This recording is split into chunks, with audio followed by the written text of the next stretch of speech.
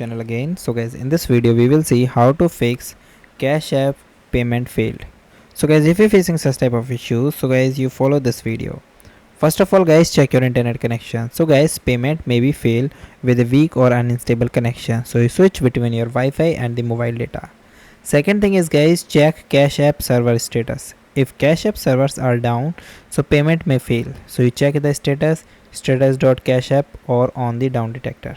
Okay, also verify your account. Unverified account have limited and may experience the payment failure, so verify your email, phone number and ID. Still having the issue, so guys, check your app, check your Cash App balance. Make sure you have enough balance to cover the payments. Don't forget any applies changes. And guys, check receipt details also. Incorrect cash tag, phone number or the email will cause the failure. Also check the update of your app. An outdated app may cause the payment issue, so you update the app to the latest version.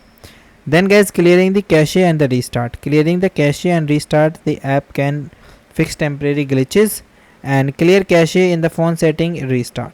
Last thing, you go for the support team if nothing is works. So for contacting the support team guys, here you see there is the official website of cash/help, so you can get help from there. So guys, thank you.